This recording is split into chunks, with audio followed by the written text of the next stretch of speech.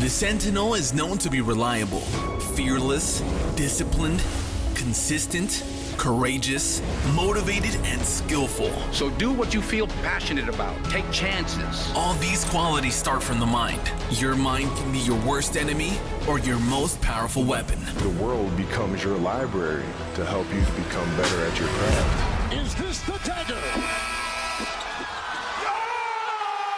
Learn how to achieve greatness and tap into the Sentinel mindset. All right. Well, what's up, everybody? Take two. Today, we have a fantastic, incredible, amazing guest on the show. No pressure. Yeah, no pressure. Bodacious. This is the only one, Ron Chhinzer. Ron has been on previous platforms that we put out in the past, but on the Sentinel mindset, we are so honored to have you back on here, Ron. Ron has been an active police officer for 16 years. He is changing the game every single day. And if you want a little bit more context on him, listen to episodes that we've previously recorded. We're going to link up here. But today, why we have Ron on the show? Well, first of all, because he's amazing. Thank you, man. And second, we're doing something brand new, Ron, where we're starting to dive deep into the mindset. And a lot of people that are affiliated with our organization, and it doesn't have to be just law enforcement. They all have these dreams of either being a police officer, a nurse, something to do in the security sector. And at the end of the day, we always like to kind of help people get there in a faster, better way than what they may think they're getting there. Right? And sometimes it's just about identifying what is going to help me get to my end goal, right? And what we want to do today is dive right into the mind of Ron. And first of all, kind of get right into, how did you determine and put into yourself the priorities to say, I want to get into policing and this is what I got to do for yourself? You know what? Stubbornness, man. Yeah. Honestly, with stubbornness, I'll tell you, so I have family that is in policing. My older brother's 8 years older than me. He's a police officer. So when he got hired, he was 20 or 21. I was 13 or 12 at the time. And where he policed, we grew up in. So growing up, I was around a bunch of cops all the time. So all the cops patrolling knew me because of my brother. At the time, he was one of the first Indian officers in the service. So everybody recognized the last name. It's not a common one. So growing up, I was always around it. But then I had coaches in all the sports I played that were cops as well. And there was always that option to do it. But I didn't think I was going to be a police officer off the get-go. What I really wanted to do was get into the space of health and medicine. I thought I'd be a personal trainer to super athletes, or I thought I'd get into drug testing for the International Association, the IOC for the Olympics. Mm-hmm. Those were all the aspirations I had, and I went to school. What age are you at this point right now? I was about 17 when this is really when I started to lock in to be like, what do I want to do the rest of my life? Right. Everybody in my family, growing up, my family was, my parents were very much of the mindset of, look, you got to do something with your life. There is no option. University or college, you have to go. That wasn't even an option. When I graduated high school, nobody cared. It was like, you're supposed to do this, continue on. So I continued on. I went to York University for kinesiology and health science, and that's kind of when I was younger. I said, you know what, I really liked working out. I loved playing sports. Even to this day, training, I just love it. I could do it all day long. But when I got into university, it was early 2000s. I thought, I'd go in the chiropractic stream. It was pretty cool. But then OHIP, Ontario Healthcare, stopped covering it, and dumb me, with no guidance, no direction, not knowing anything in the field, I thought this career's dead in the water. I thought nobody's going to pursue it. Looking back, I've done some big work with chiropractic universities in the States in terms of other speaking engagements. I made a mistake. I should have gone that way, but I left it. I stopped university after 2 years. I wasn't doing the best grades-wise anyways because I kind of disconnected.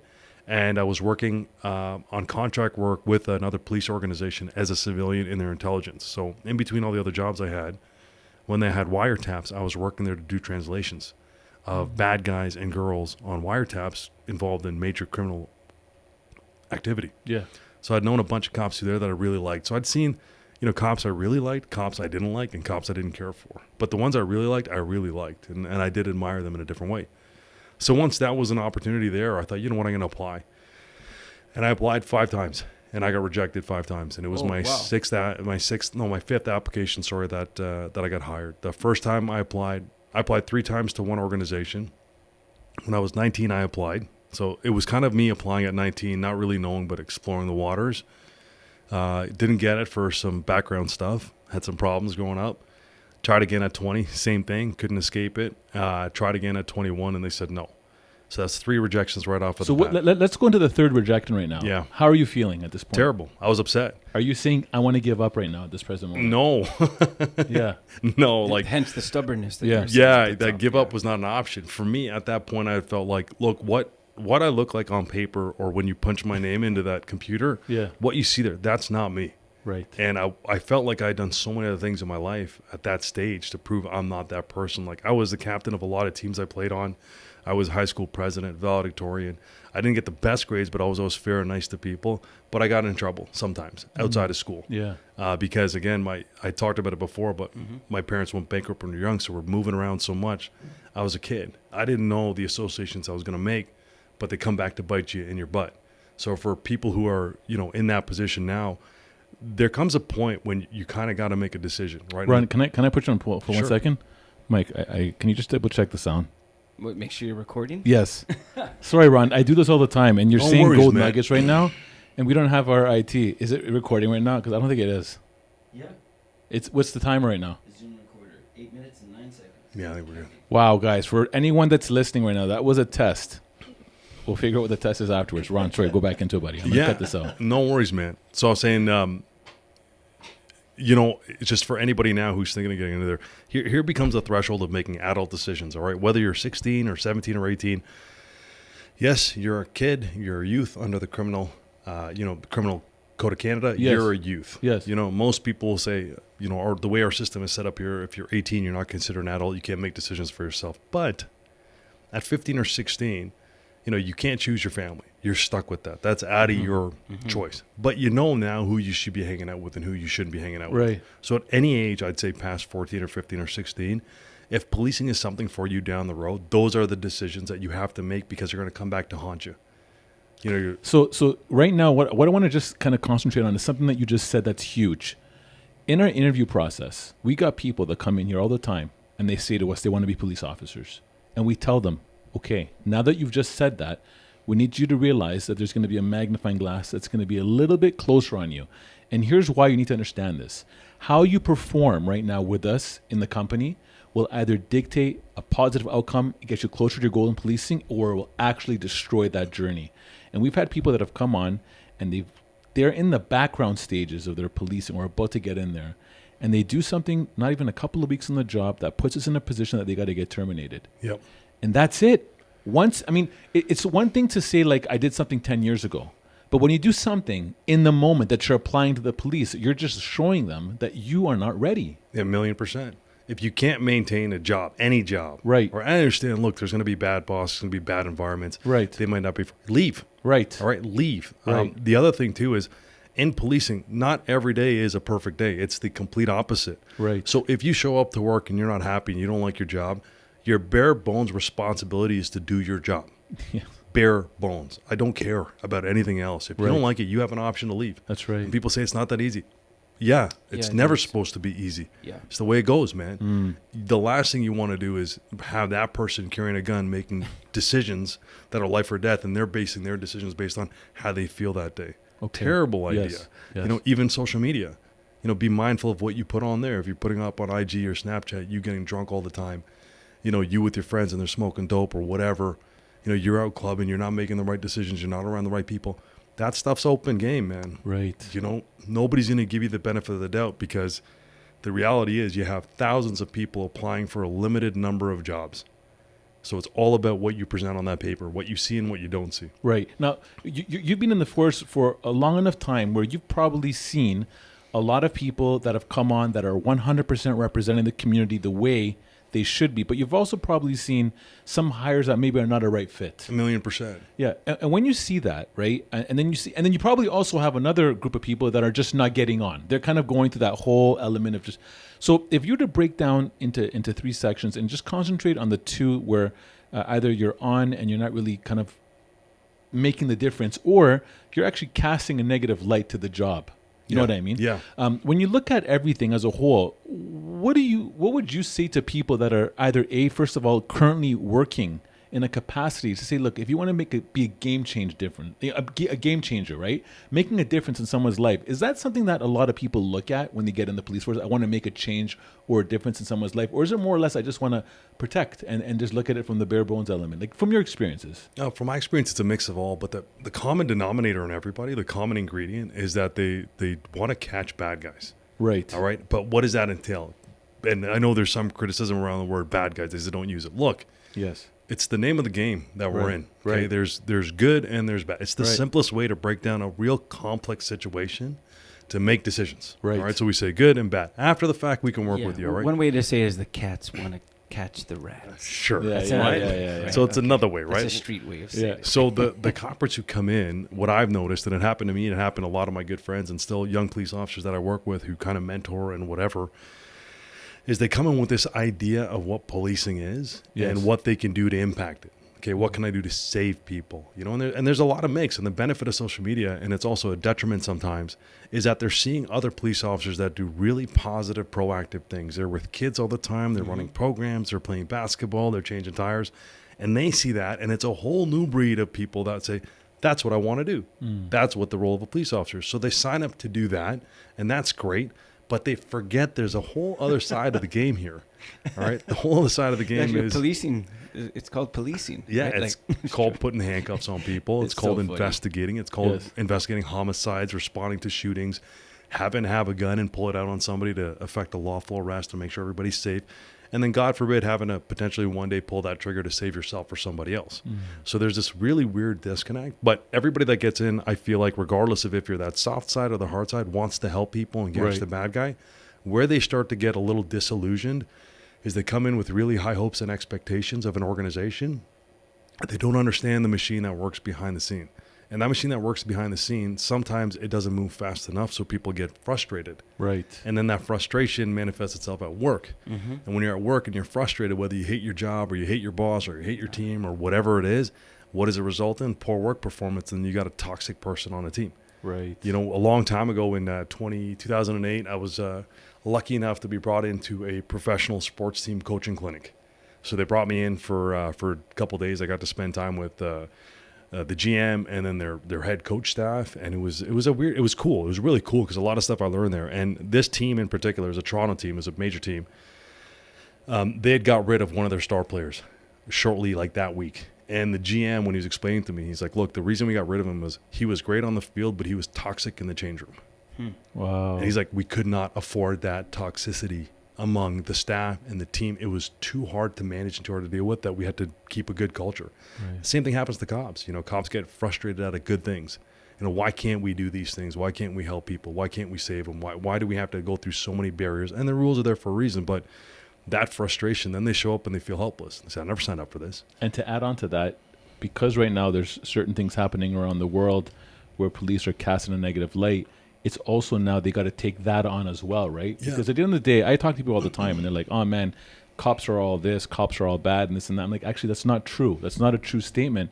And it must be very tough. I know of one or two people that have moved on out of policing because it's just this notion and the pressures are so strong. The stigma. The stigma is so strong, but the reality is that you got to break that as well. You got to be able to break through that as well and say, like, no, like, you know what I mean? This is what we're actually doing for the community. And yes, there's going to always be bad apples. And forget policing in every single environment. There's always going to be a toxic person in every single environment. It's just how you deal with that. Like, Ron, how do you deal with people? It doesn't have to be in policing, but in toxic people. How do you deal with toxic personalities? Do you find that you remove yourself entirely from them? Do you find that it's almost impossible to change them? Like, how do you kind of process that? And by toxic, you mean mentality. Mentality, right? yeah. Not People- necessarily their personal hygiene. Yeah, exactly. Yeah. Yeah, I mean, look, again, the mindset, a lot of mindset gurus will tell you, remove yourself away from all negativity, right? Yeah. So, for example, sometimes it's impossible to do that. I mean, if you have a mom or dad that are completely always negative, it might be very difficult to do that. So when we look at the job of policing or just your general walks of life, when you see toxic people, how do you navigate around that? You know what? It took me, it's still something I'm figuring out. Okay. Right. And I think it's something where you're never going to have it in stone. It's going to change. You're going to change, right? Your life's going to change. You're going to Right. have kids. You're going to have a little more patience. Now with my kids, I have a lot more patience, right? Especially being married for almost 15 plus years. And, Nice. I'm getting old. I'm turning 40 next year. So the life experience, and I'm sure when I'm 50, I'm going to have a different look. But right now, the way I deal with it is time is a commodity for me. I don't have the time for it. And so I don't ignore it, but I don't address it either, depending on what role I'm in. Right. If I'm leading the team, I'm going to have to deal with it. Right. And generally speaking, for me, when I do have to deal with it, I have an off the record conversation. I don't do it in front of people and just say, what's going on with you? Generally, that's where in the past I found they're frustrated at something. Yes. Right. It's generally not me. It's not the team. There might be personality conflicts, but it's some other thing happening at their house or within their job, within their career, where they've felt blocks or they can't contribute as much. And that's the highlighting point is every frustrated police officer that I've come across, and I've come across a lot of them, when I've teared back, why is it that you're frustrated? It has to do with they want to do more. Okay. Interesting. Right? That's what it is. They Yeah. feel like I'm capable of doing so much more here, but I don't have the opportunity, or I'm not being platformed enough, or I'm not getting the support to do it.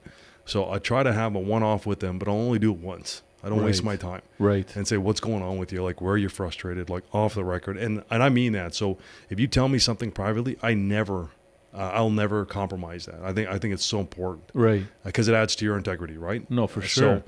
So when I'll have that, if they tell me, they tell me, and then we try to baby step and work on it. And, sometimes you got to give them extra attention once in a while, right? Like pat them on the back. Hey, man, thanks today. For the small things where everybody else performs, sometimes you got to help people get up to speed. Yeah. But I only have that conversation once because I don't have time. That's good. So if they're not performing, I focus on my winners. I always say I'm looking for champions, right? At this stage of the game, too, I don't have time like you guys to create somebody into something. I got to find the ones with the spark, the drive, the motivation. And then you help them as much as possible. Well, and I act as a resource for them. What you're describing, and we've been talking about this book, that's an incredible book about Netflix's journey, is focus on the performers. Yeah. Because the performers are literally the success story of Netflix. Yeah. And what they did is that anyone that wasn't a performer to the caliber that they've identified, they just basically cut them and provided severance packages, and they just literally focused on them to basically go there and take that win. So that's very interesting. When you look at the mentality of people wanting to get into policing, and we hear all that policing goals, whatever you want to call it, but if specifically policing, what in your opinion are things that you need to focus on? To really focus on and say, look, you need to sleep, eat, breathe this every single day and make this part of your mantra so you can move forward in excellence. Again, if someone doesn't directly apply it to policing, I'd love to hear your thoughts on that. Yeah, so I have 6 that I brought today, right, which is my cheat sheet for today. And Yes. I'd love your guys' thoughts on it too, because I find it doesn't just apply to policing, but it applies to so many other projects that I've been involved in, so many other athletic adventures I've been involved in, like all those big achievements I've had and the big losses. These have been kind of the staples that I've had to have. And the first one I have, which I say today to everybody, to every young cop, at some point I'm having this conversation and I say, strive to do the small things well. That's so important. That's really good. It's such an important area to focus on, because what happens in policing is I love that. Yeah, so good. You get new officers that come on and they're brushing off the things like a stolen bicycle. They're brushing off the theft of a chocolate bar from a shop, a shopper's drug mart. They're brushing off small things because they're waiting for the big thing. The problem is when the big thing comes, kid, You're not ready. you're over your head. That's right. You have no mileage on the steps to do, right? right. Everybody wants the quickest way possible, but they mistake shortcuts with efficiency, and efficiency comes with experience. Shortcuts is risk. Right. Yes. Right. So the way I break it down to new coppers is I say this: look, if there's 5 steps from the moment we get a 911 call to the moment we make an arrest or we solve this problem, if there's 5 steps to get involved in, what I find most young coppers and inexperienced police officers, they want to go from 1 to 5 without ever touching 2, 3, 4. They think that's the shortcut. It's terrible because you mixed the things you have to meet, which are the laws, the thresholds, the requirements, the admin. And if anybody knows anything in the law enforcement, if your admin is not up to date, you're going to be in a world of problems, because nothing else gets you in bigger trouble in government than paperwork. That's right. Right? So you have to do it. So what I tell people is I said, look, man, know the 1 to 5. Do all the small things amazingly well, because by the time you get to the big things, the habit's already developed. Okay. Yes. All right? You know the mundane things. The efficiency, and the difference between shortcut and efficiency is shortcut is 1, 2, 3, 4, 5 steps I got to hit. 1 to 5, that's the shortcut. All right? If you get picked apart on this, which you're going to at some point, you're going to have some holes in your game. Efficiency is how do I do 1 and 3 at the same time, and how can I do 4 and 5 at the same time? And that's efficiency. Yeah. So you're still doing 2 steps, but you're combining it in. Right. Which you So- said comes from experience. Yeah, experience. Yeah. That's where it is. And it isn't just the experience I've had. I had when I first started policing 15, 16 years ago, one of the older guys on my shift actually taught me that, where he had said, I was big on shortcuts. Hey, man, just how do I get to the end? How do I get to the end? And he's the one who slowed me down and said, look, dummy, It's really good. you have to do the small things well. So we're going to treat everything like it's a big thing. And it worked out for me so well because anytime I got into big investigations, I already knew the stuff that I had to get done. Nothing changed between the small things and the big things. It's the exact same steps. I just knew 5 steps in advance. What do I need right now? So that first conversation I have, the first debrief I have with somebody, what am I looking for in the scene? What am I responding to? What's the information in the text of the call? I'm just compartmentalizing information to what step it goes into so that by the time somebody comes in and asks what's up, I'm 5 steps ahead. Yeah. It's just being efficient. So Great. it's I'm reading a book right now, Atomic Habits, and it says you basically are a product of your habits. So to focus on what you want is kind of a false goal. You Yeah. focus on what you can do Right now. and who you need to be. So you say, okay, I'm a cop.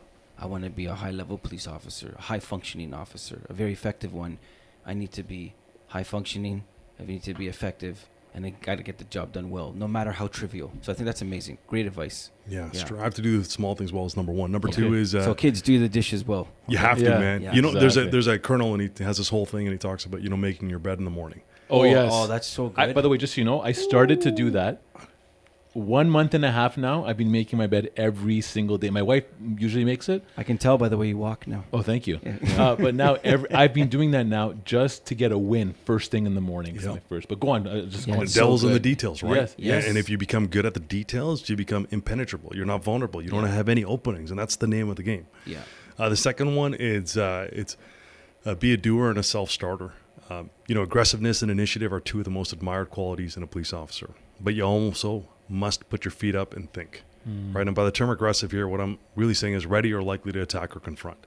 So I know sometimes people hear the term police aggressiveness and the 2, oh my God, no. You have to think up here, right? You're a police officer. You have to make decisions, and those decisions you have to be 100% comfortable in and confident in, and you have to come in aggressive with how you make certain decisions. And that's something where people kind of forget about. And I touch up on that at another point, but it's one of those things where sometimes I'm seeing some people come up here and they don't want to even bother to be aggressive. You don't start there, but you have it in your back pocket.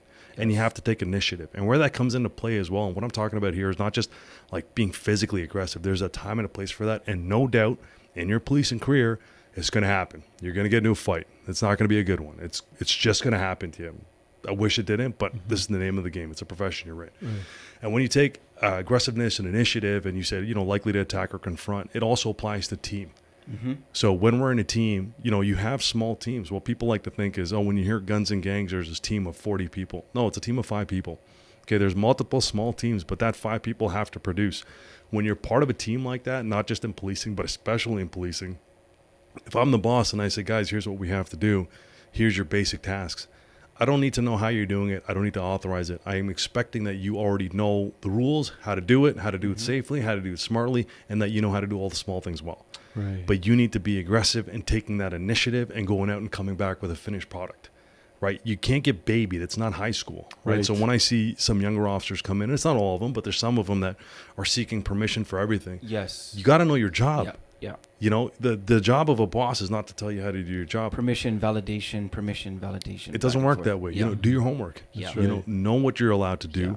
Know how you're supposed to do it. And if you think there's a better way of doing it, we'll do it that way. Right. Yeah. Right. And come back and say, look, okay, this was the task I was assigned today. This is what we did, but it supports a larger objective. So that's a big one for me, again, is, being a doer and a self-starter. I mean, there's no team that works by having a boss that tells everybody what to do. Really high-performing teams in policing are full of leaders. They understand. And the difference between police leaders on a big team and a small team is we have rank. Right. So rank will always supersede. So if there's 5 of us that are natural leaders, and to make it into those small units, those squads, or those bureaus, you are cream of the crop. Okay. All right. And to make it up there, you have a team full of cream of the crop. They call them A-type personalities, which Yeah. I'm not a fan of because I think it's an excuse for shit behavior. Right. Right. I really do. I think they'll just, oh, well, I'm an A-type. Relax, guy. Yeah, All right. yeah, Like, yeah. it doesn't work that way. It's your free pass. There you go. It doesn't work with me. It's Yeah. more of like, Yeah, accept me. Just Yeah. love me. Yeah. show up, Yeah. do your job well, be good at the small things, but you have to be aggressive in initiating your own actions to get the job done. So if I give you a task or I get assigned a task, I'm like, got it. I'm going to get it done within the timeline. Right? And if something changes, I'm also going to be smart enough to know to give the phone call and say, hey, boss, FYI, this new info popped up. What do you want to do? Right. Right? And then the leadership comes into also understanding and saying, okay, this is the decision that's made. Yeah. And I'm going to support it. Right? I'm For gonna, the objective. I'm gonna throw some 2 cents on, we experience that here. We have a company full of leaders. That's kind of, when people describe our personnel, that's exactly that. But it surfaces a kind of a different problem, how to share the space. So if everyone is trying to slunk back from the role or trying to hide, you have another set of problems. Of course. To see who's going to put their hand to the plow, so to say. Of course. But when the room is like, everyone knows how to actually make things happen here, then it's like, okay, so who do we go forward with? Yeah. Who supports it? And like, you had a chance to share something Yeah. about chain of command to some of our new hires, our cadets in our world here. What I've noticed for teams that when people start to realize that they are truly a teammate, okay, and they can be a really good teammate and they know how to complement each other, amazing things start to happen versus them competing. I know there's healthy competition as long as they know they're on the same team.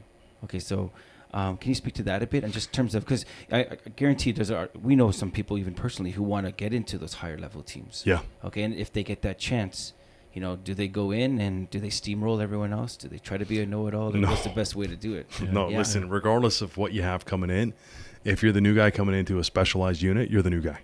All right? It does not matter what you did in the past, buddy. You're the new guy. Put the hat on. You got to put the new hat, and you have to just sit there and just take heed. All right? Right. Listen, pay attention, and observe. It's not the point to come in there and start to, start peacocking. On the 16th month, But what if they'll that new call you guy- by your name? Yeah, But Ron, what if that new guy has so much experience? doesn't matter. Doesn't matter. It doesn't matter. You're gonna get called in when you get called in. All right, but you got to fall in line. Yeah, yeah. It's like, imagine, let's just use something like an NBA team where you got a seasoned team like the Lakers. Yeah. And they get a first-round draft pick straight out of college right now who's just destroying the NCAA. He's not going to run that show. Right. All right, you That's got to right. fall in line, kid, or else Very you're going to true. get traded. Yeah. So what you're saying is don't hire for skills, hire for attitude. 1,000,000%, man. Yes. You've seen Yeah. that Yes. before, right? Yes. So Yeah. those teams, they Yeah. don't take you in if Right. you don't already play well in the sandbox. Right. You can't. Some of the frustration is for police officers. Some of them are frustrated because they have no idea how to play in a team. Right. They just don't get it.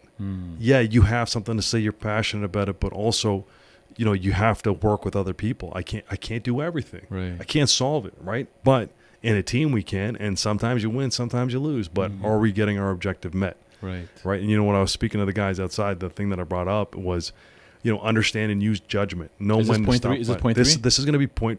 You know what? We'll make this point 3. Yeah. Okay. So point 3. So first one is strive to do the small things well. Yep. Point 2 is be a doer and self-starter, right? Aggressiveness and initiative are the 2 most important qualities of a police officer. Number 3 will be understand and use judgment. Know when to stop fighting for something you believe is right. Discuss and argue your point of view until a decision is made, and then support the decision wholeheartedly. I can't stress that enough. They elaborate that. This is so good. amazing. Yeah, So good. you're in a team, right? We're Yes. sitting in a team environment where we have an objective, all right? And the objective is the word. So this is where, again, I'm trying to break some of the old mold of some of the people who watch social media and see some officers do great things like play basketball. And, those are all great things. But there comes a time and a point when you're in those specialized units where it's about an objective. It becomes very military at that point. Okay, what is the goal here? The goal is to catch this person who has a gun. The goal is to conduct surveillance on them and get them doing hand-to-hand drug deals and get enough to get a search warrant going in. So those are the objectives. Now, how we achieve those objectives, you're going to have a round table just like this. Okay, there's a boss who runs the show. There's the rest of the team. They said, look, this is the information we have. Guys, what do we think? How we're going to do this? So people are going to throw out ideas, right? You might throw an idea, but I'm going to be like, no, my idea is the right way to go. It's important to know how to communicate that, Yes. especially in a team environment without rubbing people the wrong way. Because keep in mind, you're going to work together for a long time. It's going to be very intimate. You're going to be in Yes. high stress situations. Yeah. Trust is absolutely everything. If you don't have trust among your team, this thing's going to fall apart. You're going to have division. You're not going to have cohesion. The team culture is going to be terrible. So it's all relying on leadership, right?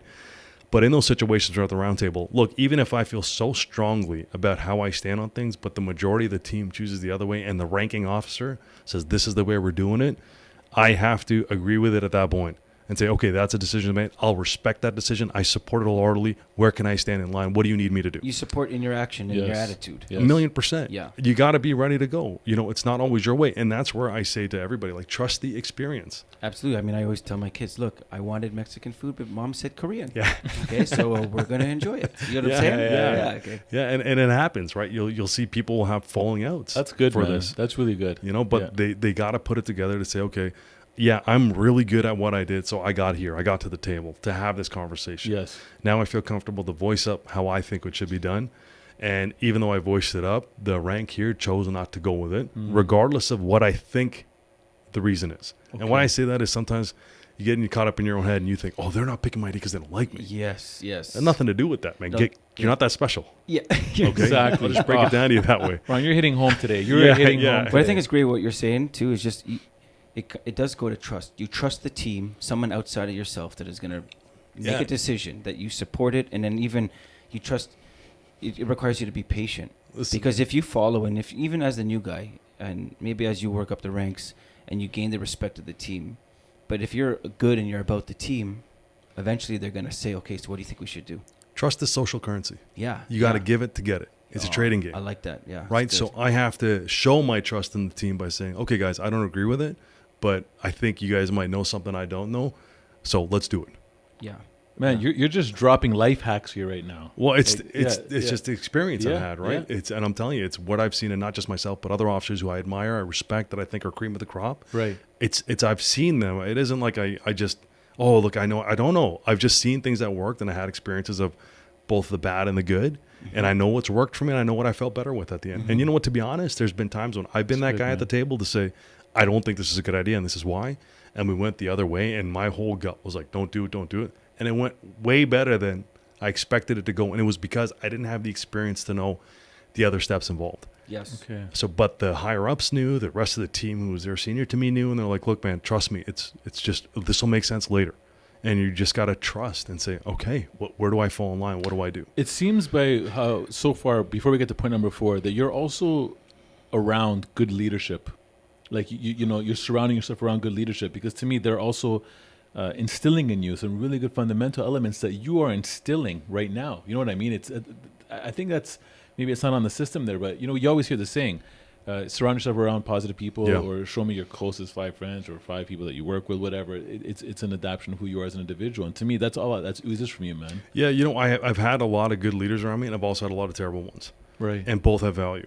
Yeah. The terrible ones I work for. You learn from both. Oh, man, the terrible ones I work for, I'm like, I'm never doing this. Right. I will never do this because this is a terrible idea. Yeah. And, I'll say that to my head, but I still have to follow suit. But even in a negative, you see the positive. I do, because I'm like, this is the inherent problem with it, right? This is the inherent risk with it. Like, for example, I'll give you a great one that I think is so important is, if for me, let's say, we were all high-ranking officers, right? Right. And I had a team, for example, and we've known each other for like 5 years, whatever. And I had a team, and we were talking, and I was a little casual with them, and I said, oh, yeah, Mike and Constantine, I've known these guys a long time. And you're higher than me, but I'm the problem. My team will never tell you I'm the problem. Wow. I see. Wow. Yeah. You know what I mean? Mm-hmm. Yeah. They will never tell you, Right. you know what, Mike and Constantine, I got to tell you guys something. There's a problem here on this team. It's not the people, it's Ron.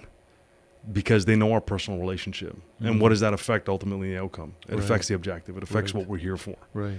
So those are kind of some small experiences I had way back that I'm like, you know what, our personal relationship, they'll be our personal relationship, but to my team, anybody I'm part of, I will never let people know who I'm connected to and how I'm connected to them. Right. Just because if I'm a problem, I want them to feel comfortable to be able to go up and tell people, look, I'm a problem. Very commendable, man. Because you don't know you're a problem sometimes. Right. You don't know what what you don't know. Right. And if I'm a problem, I need it brought to my attention. But see, you're displaying something that we value highly, and that's humility. Listen, Right? it's the only way, man. Yeah. Like, Yeah. I don't want to be the guy out of the loop. Right. So even I'm now, like I said, I'm turning 40, and I'm working with a bunch of young coppers now. They're in their 20s, and I know the lingo. I know, yeah, they're pups, right? I actually thought there was a Yeah. dog in this room right now. Yeah, but they're good because I try to stay up to date with what's happening. Like I asked to be around young police officers. Right. I need to know how are they thinking about things. I don't want to be caught off guard. Yes. That's all in my control. Right. Yeah. Right. I can either stay with my group and hire. That's more of the like, this is the way it's always been done. And you know, like, or I can stay current. Yes. Yeah. So it's either I'm outdated or I'm blended to both, and I'm up to date with what the new generation is going to bring in, because that's what's going to be the old soon enough. It almost sounded like a cop musical. Like, this is the way it's always been. You know, Yeah. Sorry, anyways. Look, your approach. The approach is before we get into 4, because I'm really interested. Yeah, in we're what dying is. for 4. We're dying for 4. The approach is huge, Ron. Like your approach and how you are able to deliver the message as well. That's very strong, because if you're trying to get a point across and you just can't connect, and you're coming across in a judgmental opposed to a teachable moment, Yeah. it plays a big part as well. Yeah, and everybody's got their way of doing it, Right. Like sometimes if I'm doing a call with a new officer or somebody else, and I think it could be done a little differently, I'll be like, hey, what do you think about doing these things? What do you think? You know, and they'll say, well, I don't know, but I'm like, look, here's why I think it. What do you think? I'll let them make the decision, and then support them on the decision and say, great idea. Right. Look, I'm glad, hey, smart. You know Yes. why this is a smart thing to do? Because of whatever, blah, blah, blah. And then Right. sometimes you got to be a little bit more direct and say, stop, we're doing this. Yeah. Yes, that's you're good. gonna get deodorant. You're Yeah. gonna fix what we need to Yeah, have. Yeah. That's what you're describing now is a mic tactic as Yeah, well. I've seen the, Yeah. kind of get them there, but let them bring you there with the thought process. I will, but I never treat anybody badly afterwards. Yes. Like I won't hold on to that. It's done. And when Well, I see you the next Mike time, doesn't do that. yeah, I mean, it's done. Yeah. Like if I see you at the next Yeah. briefing or parade or whatever it is, and Yeah. we've had a bit of a everything's good. Short-lived, yeah. Right. Yeah, I'll say hi to everybody, and Right. I say, man, are you good? Yeah, good. Yeah. So move on to the next one. Yeah, because in the big picture, it's not a big deal. It's not a big deal. Yeah. Look, I'm not doing it out of ill will or to make anybody feel bad. I just like, oh man, I don't want to see us get in trouble for this. I don't want to see somebody else get hurt. Yes. So let's make these decisions. What do you think about it? And I won't do it in a public setting. I'll just do it quietly. Like I'll pop by your ear and Yeah, say, that's wise. hey man, and I'll be like, Mike, what do you think about calling it? The paramedics right now? What are your thoughts? Yeah, I don't know. I think that I might get in trouble if I do it. It's the wrong Yeah. outcome. Yeah, Or yeah. whatever, right? You know Like- what? I'll call anyways, Yeah. and I think it might keep us out of trouble. What do you Yeah. think? Okay, yeah, Yeah. okay. Yeah, Sounds good. it's simple, right? And it Yeah. gets done, and then Yeah. it just dies there. That's good. I don't need to bring it up. I don't need to That's talk right. about it. It's done. We'll That's move good. on to the next one. It's just they might not mean anything to them, but then I'll explain to them. Maybe we'll meet up for a coffee later on, and I'll say, look, the reason I brought that up was this is the experience I had, Okay. and it was not a good one, and I wish things were different. That's why when I saw this scenario, I remembered that I didn't want it to happen again. Right. So, and I thought I'd hook up with you for a coffee just to share with you why I said that, so you don't think I'm like going over you or anything. What's That's amazing about what awesome. you're doing is you're like professionally, I guess you probably do this personally too, but almost like your conversation, you're almost like extending like professional branches in a way, in creating bridges. I say that because the person who is about themselves makes himself an island. Yeah. So they are hesitant to correct or to bring leadership or say anything because just in case that person, doesn't like what I say, whatever. And because it further perpetuates them being an island. I think what's really cool about the way that you approach it, it's like you invite them to know that you're supporting them. So you're having maybe a difficult conversation in terms of what the outcome needs to be, but you're able to actually have it because they trust where it's coming from. Yeah. That's like, good. You get what I'm saying? Like Yeah. they trust it. They know that even when you bring it up, like even if they don't like it, they may not like the feedback or in the moment they feel like, man, I realize you're right. I feel like an idiot now. And they might even not like you because you were right. Yeah. And they were wrong. But if they have any level of maturity over time, they'll be like, you know what? But you didn't make me feel like an idiot. You didn't call me out in front of the rest of everybody respect. else. You did it one-on-one with respect. me. Yeah, and you might just get that fist pump, and it's like, yo, thank you for that. Yeah. Right. You know what I've grown to learn is it's not what people say in front of you; it's what you say when you're not around. Absolutely. Right? That matters, man. It Oh, does yeah. matter. It builds you like your legacy piece, right? And, Right. and for me, the reason I focus so much on it now is because, I'm halfway done my policing career. Mm-hmm. When I first got hired, they tell you, kid, it goes by like this. It went by like this. I can't believe it. I still feel brand new. I still feel stupid. I still feel Right. like, kind of Hey, like, new whoa, guy. what am I doing here? I Yeah, still yeah, feel yeah. that way, Yeah, right? Yeah. But my first 15 years was very selfish. It was very about me getting myself to certain places. And the last 15, once I hit it, I kind of had an epiphany, an aha moment. And I said, all right, look, what can I do the next 15? Continue to chase this, which is really frustrating, or invest it in other people. And that's always been more fun for me. It's always felt better to pass off wisdom and to be there. It's always, I just feel way better. And, I've been coaching teams for 20 years, sports teams, and all that has translated so well to policing because you're just dealing with people and you're making winners. As a side note, what kind of sports? You name it, man. Soccer, Brazilian Jiu-Jitsu, MMA, boxing, Muay All Thai. that, eh? Yeah, all that. Nice. Yeah. So, Nice. I'm helping one guy right now. He's a pro MMA fighter. So I got a background in it. Is, not as a coach, but as a training partner, Yeah. but building them up, right? Right. There's Mental. you want to build them up, build Yeah. up the small little subtle things because I know what it feels like to be exhausted and to be getting your face punched in. Right. But I know what also you need to say to help that person get out of it, to say, Good. look, they don't know they're having the feelings, but when you use those words back to them and say, look, tired right now? It's like, yeah. Say, I've been there. Help them up. Say, let's Yeah. go Yeah, again. it's good. Small things, right? Yeah, man. And different people. And then I've coached kids soccer. Like I coached my favorite award. I love it. It's my favorite. I was 2019 House League Girls Under 10 Coach of the Year. Oh, yeah? Yeah, Nice, that man. meant the most to me. All Yeah. right? I didn't know I was going to get nominated. Yeah. I just got it in the mail because COVID hit. And Yeah, when I got it, I'm yeah. like, this is crazy. The reason why I like that so much is I was coaching 10-year-old girls. And if you ever see the girls from game 1 to game 10, we didn't have any negativity. There was nothing negative. It was a full team unit. And they were Okay. operating like a team. Right. The weak links weren't weak anymore. The strong links became even stronger. Right. So it meant a lot to me for that. But Right. all those same things, it's the same thing I do at work. It's the same thing I do over there. Nobody wants to be embarrassed in front of people. Everybody wants respect in how they're spoken to. Everybody wants positive criticism. Right? Yes. And then the odd time you have to lay it out and say, look, this is what it is, but it's not the end of the world. That's right. So if I have to Yeah. be stern and straight to the point, I'll do Yeah. it. But then my thing I always add in is, okay, this is what's next. Okay. Right? Not just you screwed up today, Right. your garbage sit on the bench. That's right. No, it's look, That's right. you made an error there. This was nothing part of the plan. Yes. What happened? They tell you what happened. If I can understand it, got it, but stick to the line. Got it? Mm. Okay, take 5. We're going to get you back in. And That's if they good, say, man. if they say, sorry, coach, I didn't know. Okay, no big deal. Now you know. Yeah, Right. perfect. Okay, we'll get back out there. Yeah, Right. make it happen. Okay, don't worry. Right. Build them back up. I don't believe in crushing people at all. And then the biggest challenge are probably the parents when the Parents, I'm pretty strict with. yeah. I say hands off, get lost. yeah. Right. I don't have any diplomacy for parents. Yeah, yeah. I'm there for the kids. Right. So when the parents start to be a problem, I said, you over there. right. And Exactly. I'm pretty strict. That's right. And they know I've been coaching there for so long. I Yeah. think 6 years that all the parents kind of know how I operate. And Good, man. I'm very focused on the kids first, not about the parents. And Yeah, that's why I of do course. house league. Good. Right. I'm not into the whole. Yeah. Not this stage yet. Wrap but- up. Yeah. yeah. So I'll go number 4. Yes. So number 1, strive, do the small things well. Number 2, be a doer and self-starter. Number 3, understand and use judgment. Don't fight people. Support the decision. And number 4 is the ability to speak and write well. It's 2 essential tools. Strong.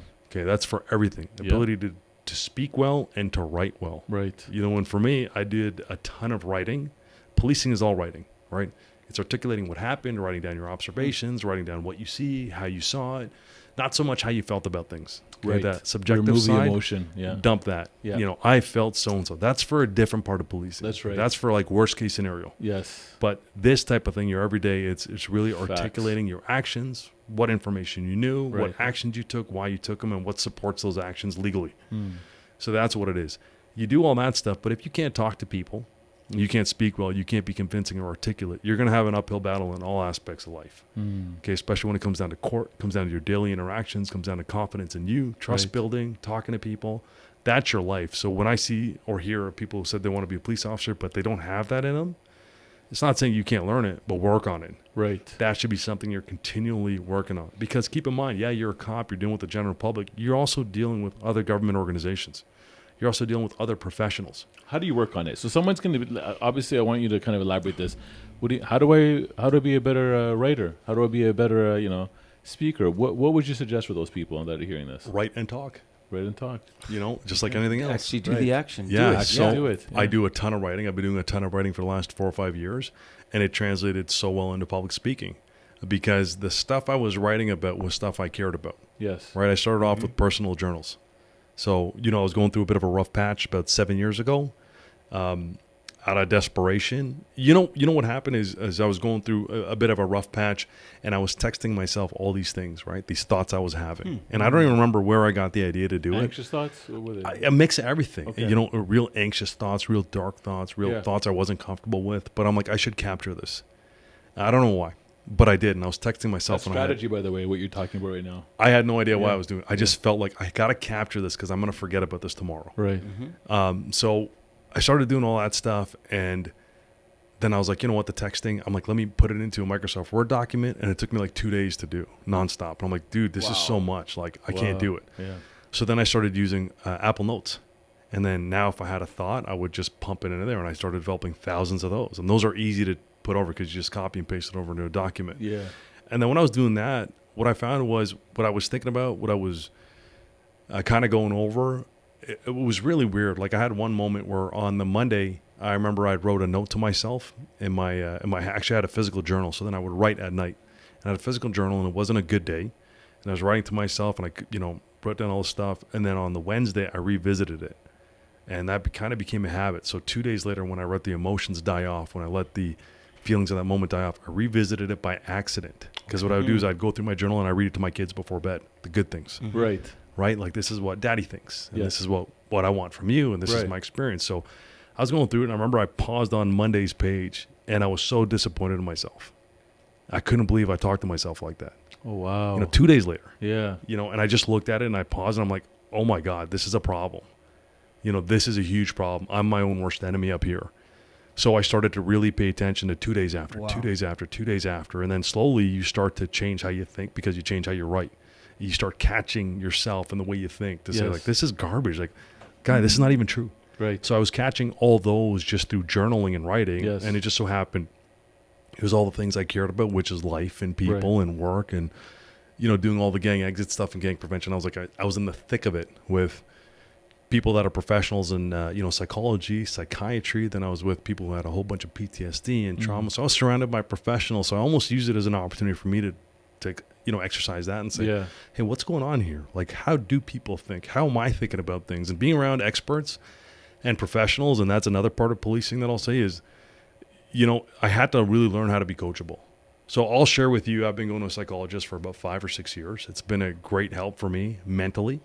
The reason I went is when you're a police officer, you have great coverage for it, but police officers don't do it as much as they should. It's almost like a stubborn ego thing. It is. It's a sign of vulnerability. Yeah. Right? It's a sign of weakness because you're a police officer. You think you're in this tough profession. You can't make it. You're around tough people. And, you don't want to show those emotions. It's the culture. Right? It has nothing to do with anything. It's just the culture of it. But I went because we had great coverage. And at that time that I was writing these journals, I realized, oh, man, like, I can't fix this. Yeah. Like, I couldn't fix it. I tried. I read books. I listened to it wasn't working for me. So out of desperation, I had great benefits. I booked in a session with a psychologist, and it just so happened I hit it off with the psychologist that I was with, and she's been great ever since.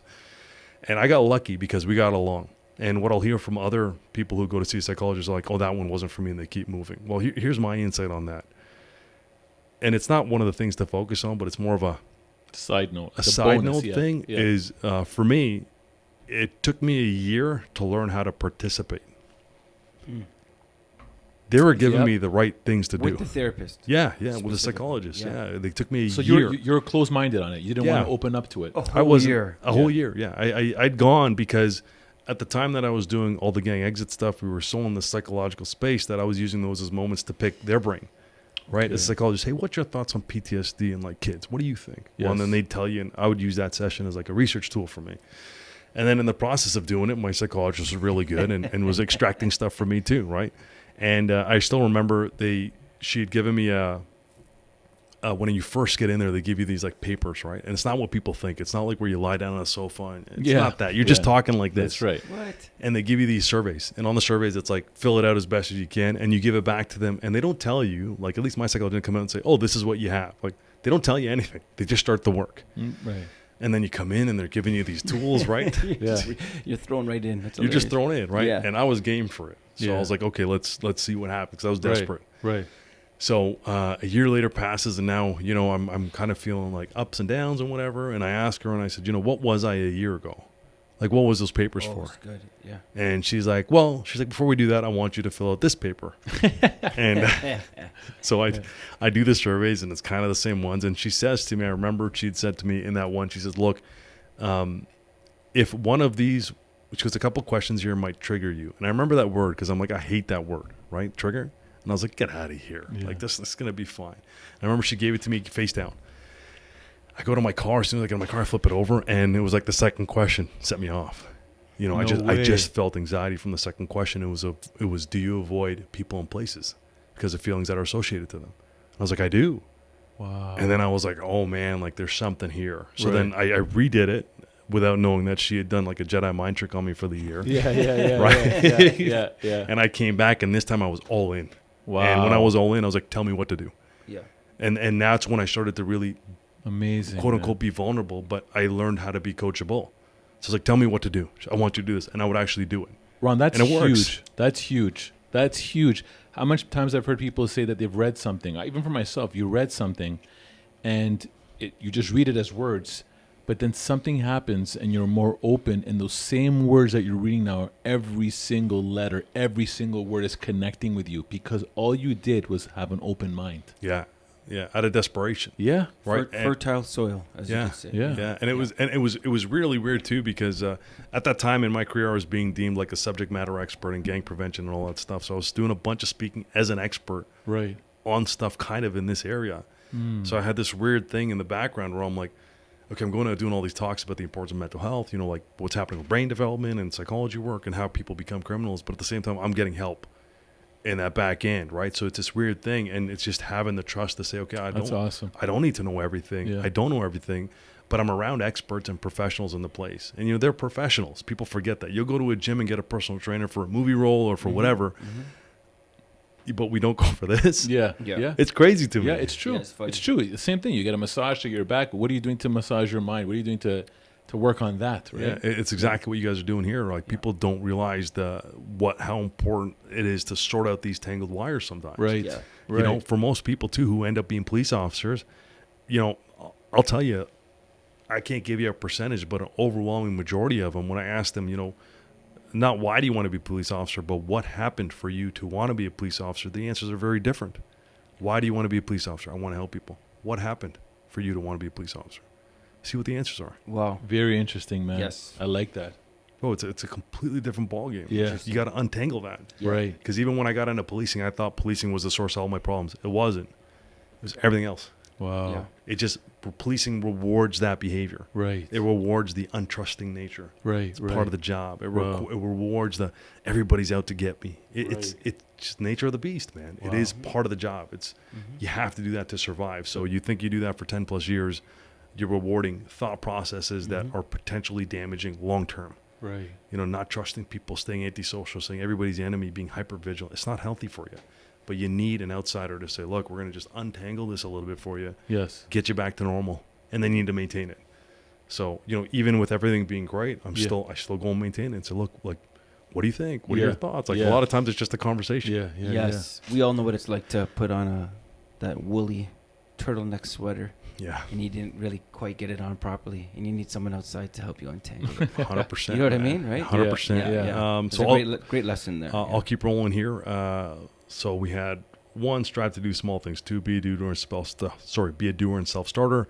4, understand use judgment. 5, ability to speak and write well. And then number 6, actually, is this number 6 now? Yeah. You went. There's you 2 went, more. One, yeah. Yeah. Okay, there's 2 more. So the last 2 are going to be keep people informed.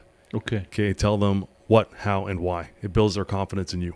Okay. Okay, people don't do that enough. Right. They just assume everybody knows what you're doing as a police officer. They don't know. Right. Yeah. People just want to be told. There's no secret squirrel here, all right? You know the secret squirrel stuff. Yeah. But if I'm dealing with somebody and I have to arrest them for an assault, tell them, I have to arrest you now for an assault that you committed. Doesn't mean you did it. Right. Just I have to do this Right. now. Do you understand? Right. They're going to be, most of the time when I've done that, they said, okay, got it. Yes. You know, they might be verbally a little bit, but they're Yeah. willing to work with you. It's Right. when you don't tell them. Right. You just do things to people. And they're Yes. like, what are you doing? Right. Yes. Right.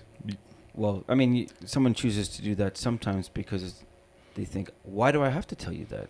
I'm the authority. It's about confidence Okay. and trust. Right? People, us as fathers make that mistake with our kids where we just say, I don't have to tell you why. Yeah. I don't have to talk to you about it Yeah. because I said, Yeah. fold my socks. Yeah. Okay. Joking. No, but that's what it is. That it's a Yeah. false sense of authority. It You is. know, use the authority that you have, and you can still use it to serve the moment right now. The smart thing is to say, as you said, disclose. This is what I have to do. This is the process. If you understand, then you're almost advising them. You know, I knew someone who once told me that their confidant, the person who they had counseled them through something, was the officer who arrested them. Yeah, happens. Isn't that like that's a movie right Yeah. there if you think about Yeah. it? It's a shared moment. Yeah, it's pretty amazing. Right. Right. It's look, when that's the thing about policing, you build really strong bonds with people because it's not like a place where you can show up and be like, look, I'm super tough and I can do this, and your friends will never know. Right. All right, because you're Yeah. if you're coming in and saying, "Oh, I'm tough and I can do," we're gonna find out, kid. The clock's ticking. Yeah, exactly. We're gonna find out really soon yeah. just where you're at. So Yeah. it's not really a place for fakers. Right. All right. So if you're one of those people, clean it up Yes. because Yeah. you're gonna get outed pretty quick. That's the streets. That's yeah, the purity of the streets. It's gonna get you. Yeah. It's gonna get you, Yeah. and you're gonna be brought out, and people think it's beautiful. It's not, man. You're in the pits of things, right? And the reason why I bring that up is not only does it build their confidence in you when dealing with the general public, but also internally. Mm-hmm. You know, when you're talking with your bosses, let them know what you're up to. You don't need to bounce and say, "Hey, can I do this?" Just say, "Look, boss, hey, this week this is kind of what my plans are. This is how I'm going to do it, and this is why I'm doing it. If you need anything, let me know." Yeah. You know, those type Sentinel of things. Mindset podcasts. Just let them know. Yeah, Just let them know this is what's happening. Yes. The other benefit to that too is if you watch a lot of the videos in the States, right, really terrible vehicle stops where it becomes a shootout and a cop gets killed. They seem Right. to have quite a few of those. State's a different ballgame because My everybody has a right to bear goodness. arms. So Yes. everything Right. has that potential, right? If you want you to pay attention to the next time you see something like that, and if you have the copper, and it's not to fault the copper at all, it's just something I've noticed routinely, Yes. is you'll have the copper come out there and the copper loses control. Get down, get down, get your arms up, get your arms up. Yeah. And in a lot of them, you'll see the other person, they're saying, "Why did you stop me? Why are you doing this?" Yeah. There's no response. That's right. Get down, get It's down. back to the order. Why are you doing this? Why are you doing this? Tell me why. And for Why did you 10 stop me? minutes, that could go back and forth. And it goes on. You know, what could have potentially mitigated that? Right. Tell them what's happening. Yes. Right. Just tell them what's happening. Yes. But if they're Calm not, down. like, Ron, You match the description. Yes. It Yeah. may not be you. I understand. This is protocol. If the description is something, your vehicle, the way that you're driving, whatever, like that, let's just go through it. The safe thing, just if you show me your hands, we'll get through the whatever. Then you can even police and you can literally guide it. You can. You can guide it and say, look, I have a job I got to do. Yep. And now it's not just, them seeking. it could be such a different outcome. No, I know. Just to give that little bit of decency of human. Yeah. Human. So what do we fear? We fear the unknown. Right. Yeah. So when they don't know why they're pulled over, that's a grave fear. That seed of the fear could just keep growing and growing to where someone thinks this cop is going to try to kill me. Yeah. Right? So that's what they're thinking. That's what they're Right. thinking. He's trying to set me up. This is like this. This is a whatever, a sting. They think I'm someone else. And then worst case scenario, so they go to their firearm because they have the right to bear arms. Yeah, And they and- grab it. That's how the 60-year-old man who's just driving home ends up pulling his own firearm on a policeman. Like, it doesn't make sense. No, it doesn't, man. Yeah. And that's where it's called due diligence. Yeah. You know, listen, if you do that and they don't comply, it's a different ballgame. Sure, do what you got to do. But, exercise that first. Throw it out there as a tool. Communication, tell them what's up, tell them why. And if sometimes it doesn't go your way because there's other things happening. They're drug induced, they got mental illness, Yeah, they're not. absolutely. Sure, that happens, okay? But in some of the other cases, when they're telling you, why are you doing this? Answer the question. Such a small thing that can change the outcome entirely. Big Yeah. time, man. Yeah. Big time for everybody. Yeah. And if it's, look, God forbid it's the wrong guy. Okay? Oh, it happens. God forbid. Yeah. Yeah. Exactly. It's That the was wrong loaded. guy. Yeah, And, I know. You get the guy and it's the wrong guy. How bad are you going to feel? What have you Right. done to that fam? Right. Just being Oh, calm yeah. and cool about things. Right. And then, the yelling, I'm not a fan of. And I'll get to that in my things not to do. Yeah. But that's number 5. So keep people informed. And then number 6, my last one. So number 1, strive to do small things well. Number 2 is, be a doer and self-starter. Number 3, understand and use judgment. Number 4, ability to speak and write well. Number 5, keep people informed. My last one is, I think applies to everything, is stay ahead of the boss. Stay ahead of the boss. Stay ahead of the boss. Okay. So my thing has always been, what's helped me in my career is I will learn my boss's job so that when I present things, it's already checkmarked. Okay, my goal is to make that guy Wow, or that's girl's good, job as easy as possible, like so that that. when I do submit something, whether it's a paperwork, a report, a search warrant, I've done everything I can so that by the time they see it, all the check marks are there so they can do their job. Ron, we're currently hiring managers. Would you be interested in? Very interesting. As CEO and partner, I will. There you go. So it's Majority not- partner, so by the yeah, way. yeah. Majority. So stay ahead of your job in that respect, not like in front of the coffee No, machine on no, Monday no. morning. Stay ahead of the boss, right? Stay ahead of your boss. Know their job So because good. it helps you just get there. Because the boss's job, people think, is, I'm sure you guys get to, they're supposed to check over. No, their job is supposed to make the high level things. Right. High level decisions, set the vision, set the goals, make sure Yeah. you manage that level of stakeholders. Or you're probably dealing with high-end people in other companies that you guys are servicing for. Your jobs, you can't be wasting your time doing that stuff. And it also shows to them you're competent of the next level. Right. right? It also Absolutely. shows a lot for you to say, look, Right. You're this solving person, problems. yeah, you know, right, and that's a job anybody can do after about a year on the job, right? It's going to take you about a year just to feel kind of comfortable, and then you're going to be doing the same things all the time. So it doesn't hurt to say to your boss, hey, listen, boss, when I do this, kind of, what are you looking at? So good. Own them. That's good. Yeah, and just say, tell me what you need on your end. What are the things that keep you up at night? Which is my favorite question to ask people, right? What keeps you up at night on the job? Right. And they'll tell you, oh, you know, I hate when this happens. Got it. Check mark. I'll take care of that. Right. You know, I want them to have that trust in me, that confidence in me, that whatever I produce, it's going to be Yeah. keeping that in mind, and it's easy for them, Right. right? That way you get a lot more accomplished, you get a lot more done, and you're showing your competency to everybody else too, Right. right? And then you help other people. Look, man, hey, the boss likes it this way.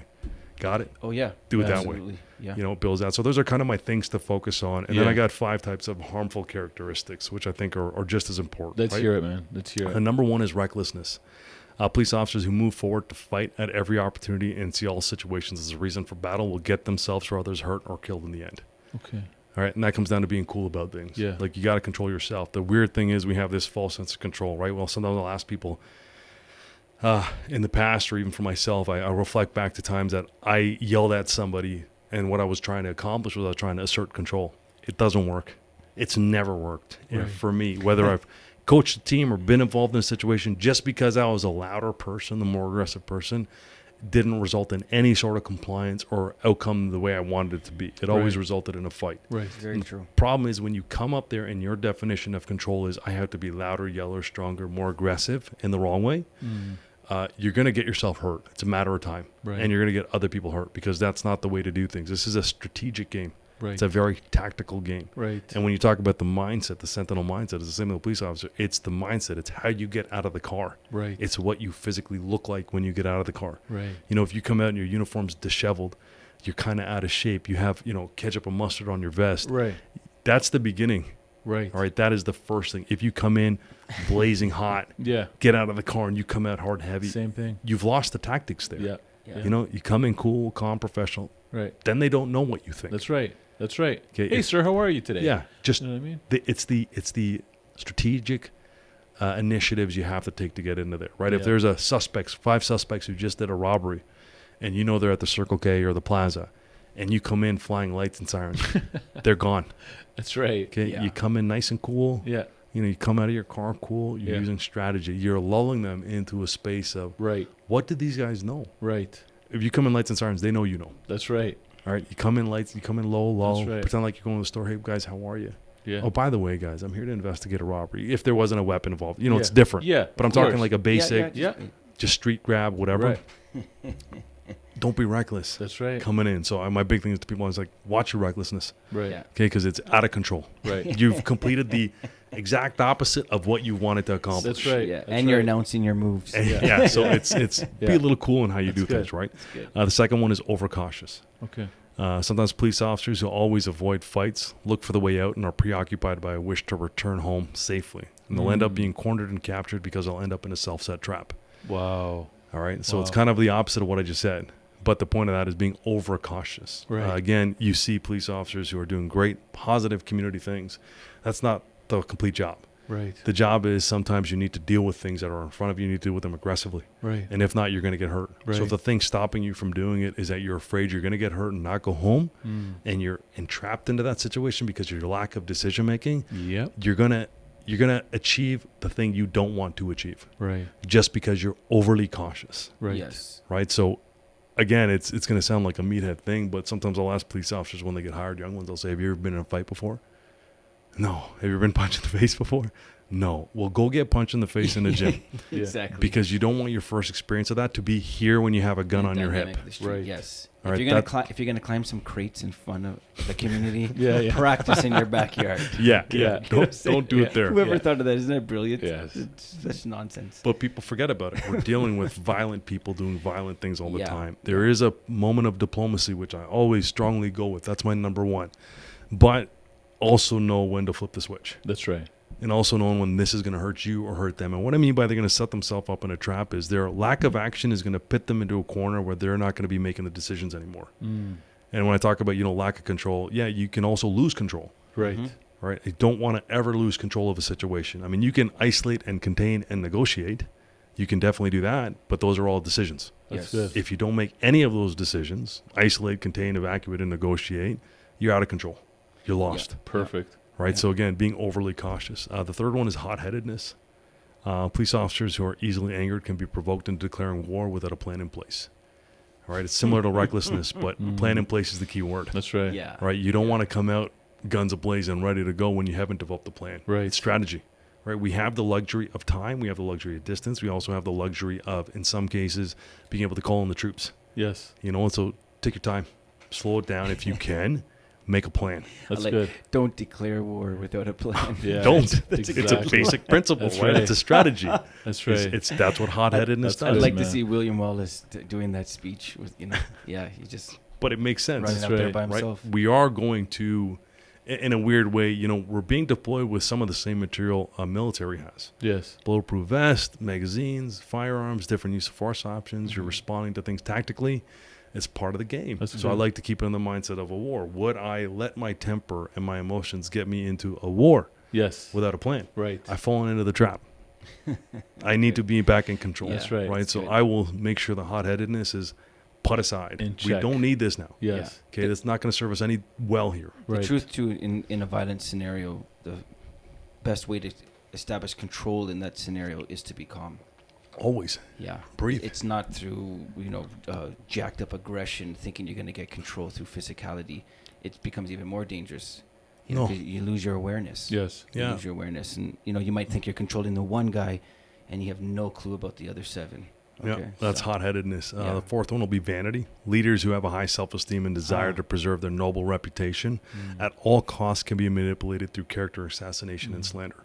Mhm. Right. And what I mean by vanity is like excess pride or admiration of one's own appearance or achievements. Wow. And the reason why that's important is it's when I say leadership in there, look, everybody who's a police officer, you're a leader. Okay. Because you're going to be at scenes and responding to things where you're the person in charge. Absolutely. You are the leader Oh, in that's that good. moment. I like that. So when I say about your vanity, you know, if you're worried about making a decision because you've set a reputation for making certain decisions and you don't want that to get slandered or ruined, and that's your driving factor of you want to be known as the tough guy, you want to be known as the person who makes all the right decisions, and your driving motivation to make a decision is that, you've made a critical error. Yeah, I see. You know what I mean? So Yep. that's when I tell people, like, look, relax, man. Like, forget about any of the ego portion of this. What is the objective right now? Let's break it down to small tasks. What do we have to accomplish right now to get our immediate goal achieved? And what's the immediate goal? Public safety. Yeah. Okay, we got to save somebody's life. You have to save our own life.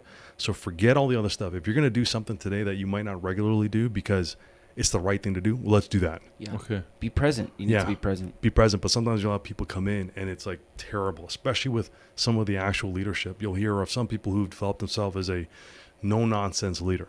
Well, teams change Right. and people change. Right. You also have an obligation to change going into the team that you're in. So you That's have to right. do due diligence to know of, okay, who's on my team here? Right. You know, what do these people respond to well? That's right. Are they Every gonna personality is different, right? And they're going to respond differently to everything, right? Some Yeah. people will buckle under certain things, or some people will thrive. And you got to know, you're not always Yeah. going to get the A team. That's right. And you can't always have the A team. You know, Right. you can't have too many Chiefs on That's a team. right. You That's need, right. you know, one leader. Then That's you right. need a bunch of number twos. You need a bunch of number threes, and you need some number fours in there. That's right. Not everyone responds to the same leadership, but if I've seen and I've worked for people who've Yeah, come in that's and very true. they've had previous, aura about who they Yeah, are, yeah. and that never changes. Right. And then you see the teams dissolve. Yes. All right, people are like, I don't want to work for a person like that. Yeah. And some people say, I love working for a person Right. like that. But then the problem is like, is it about you or is it about the team? Right. Mm-hmm. Is that a leader or is that something else? Right. Or is that vanity? Yeah. Yeah. Right. So it's kind of one of those things where I good. say, look, and know that coming in. And it's the same thing when you're a police officer dealing with people. Not everybody's the same. Mm-hmm. They can physically look the same. You might be in the same area, but not everybody's in the same. So you have to be real adaptable and kind of integrate and say, okay, well, how do I have to deal with this? It's good to have a baseline for who you are, but I have a bunch of tools in there to say, look, let me have the feeling out process. If it's in control, you're not reckless, you're not head-headed, you know, establish a control, take your time and say, okay, what do we got to do here? How are we going to do this? What does this person want? How can I communicate to them? That's awesome, man. Right. Let me make my decisions Yeah, based on yeah. that. But some people just fall apart there because they feel like it's a thought process. And it is. You're supposed to stop. Like one of the things I put up before was I said, look, you know, be a doer and self-starter. Aggressiveness and initiative are two of the most admired qualities in a police officer. And my last sentence on there was, but you must also put your feet up and think. Right. Yeah, it's a good Right. one. Don't forget. Yes. Sit down, put your feet up, think about this. Think Right. about the next move. That's right. Right? But they want to go. Yeah. Go. Yeah. Relax, guy. Slow down. Yeah. We got some time. What's after vanity? What's after Last one after vanity, it's excessive compassion. Okay. All right, and I got a great example for this. So police officers who care too much about the welfare of the people they're immediately dealing with can lose sight of their objectives. Hard as it may sound, you may not be prepared to accept a certain amount of collateral damage in the process of dealing with a threat. If the culprits or suspects that you're trying to avoid, if the culprit suspects that you're trying to avoid incur any more casualties whatsoever, they may be targeting other civilians, knowing that they have the time and the ability to do so. So the perfect example, what I mean by that is, look, and this is where sometimes the newer officers have trouble with this. They see what's in front of them, and we get told, deal with what's in front of you. But what is the objective? What's the bigger picture here? The best example I can use for this, and why I bring it up here, is active attacker in a school shooter. All right, this guy is in a school or girl is in a school. In most cases, it's a guy. They're doing a mass casualty event. They're just going in and shooting people, and you're the first officers on scene, and you're going through that hallway, and you see a couple kids that have been shot and wounded, but you still hear gunfire. I can't stop. Yeah. I have to go and find that person that's doing the gunfire. I have to put a stop to that threat. Right. And that's where some people have hiccups. Right. But the person's dying in front of me. It's a kid. I understand. But what's the objective? How do we prevent more of this loss? Yeah. Right? So you have to watch your compassion level for what you're dealing with. You have to be able to achieve the objective to prevent further loss. Yes. Yeah. So if you hear those active gunshots going on, you have to step over that person, unfortunately, and move on until you stop the threat, because that's your job. Right. Right, but some people get caught up in that hiccup, and that's an extreme example, but it also applies to other things. You know, stabbing victim. Guess what? Somebody stabbed him or her. Still got to find them. You know, gunshot victim. Yeah, we have to deal with them and triage them and make sure they're okay, but every other responding officer, go and find the shooter. Yeah. Right. Yeah. Right? But we get caught up in these things, and, you know, that's the benefit of a team. Right. People will know to fall in line. Okay, you're with the victim. Great. We're going to go and find the shooter. What do you need? Set up the scene. We'll set it up, and we'll get out of there. That's how a team is supposed to work, but it takes leadership to define culture. So those are the 5 things: recklessness, overcautiousness, hot-headedness, vanity, and excessive compassion. I'd say don't let your personality become a target there. Right. Treat it as a job. And, you know, if there's 4 things, I'll say 4 most important aspects and traits to keep in mind is enthusiasm, fairness, moral courage, and physical courage. Okay. Right? Those are the big 4, man, that I look for in people and that I've seen that are important to me. Again, it's fairness, enthusiasm, moral courage, and physical courage. There you go. Look, I'll say this, Ron. You've brought some words of wisdom right now. And again, I think we went deep today. And just getting people kind of mentally prepared of what it takes. Again, you don't have to use these things and apply them only to policing. No. It could be applied to anything that you do. This is like literally, this is something that you might pay in a subscription for. You're getting this for free today. Okay? Ron, I really, really want to thank you for coming on the show. To me, we can't wait, for people to start putting these things into application. I like to use some of these things with your permission internally for our organization as well. I'll give you copies of this. Yeah, 100%. I think it's fantastic. And again, the objective is to get our mindsets trained to a place where we can succeed. Thank you so much for coming down on the show today, man. No worries. Really appreciate all the work that you've done. And just as the last thing, Ron, I do know your social media handles did change a bit. It did, You yeah. made them a little bit more complicated. So Yeah, we want you to right now just spit it out. How can people find you? And you also, by the way, have your own podcast as well, which I want to put a little bit. Yeah, it's coming. It's coming down the pipe. I haven't put it out there officially. Yeah, but it's on its way. It's coming soon. But if people want to know where to find me, it's Officer Chhinzer. It's OFFICER. Chhinzer, CHH. There's 2 H's. INZER on either Instagram or Twitter. They can send me a DM or hit me up there. Okay. And I appreciate you guys having me, man. And you know, all this stuff, it sounds like it's a lot of thinking. Honestly, just take the thinking out of the game. Yeah. Just do what you think is right. That's awesome. Yeah. I want just to thank you too, because anyone listening to you benefits from your thinking. I know, the last thing you said is take the thinking out, but you have so much richness to share from your experience because you took time to think, even to like in your darkest moments to jot it down, to journal, knowing there might be something here that I can learn from down the road. That's pretty incredible. Yeah. So I wanted to say just your mindset and your mentality towards even just taking the time to learn and to really be present with your work, and then to have the generosity to share it with others. I mean, it's very admirable. And for anyone out there who is trying to do something to do it well, take a page out of Ron's book, where you just be generous in every moment, and to be really, there's always something good, always something to learn from anything that you're in. And I think, you could probably talk for 15 years about your 15 years. Okay. Yeah. Because you know why? Because you paid attention. Right. You actually were there. In the moment. Yeah. Yeah. You know. so- Perfect. Yeah. Thanks, guys, so Awesome, much. I man. appreciate you having me again, man. Yeah, man. Always, brother. Always, brother. Right, Always. Thank Yeah, you, man. man. All right, guys. Hope you enjoyed that one. See you next week. Hey. This podcast is brought to you by Executive Protection Lifestyle Canada. Make sure to drop by next week and don't forget to subscribe.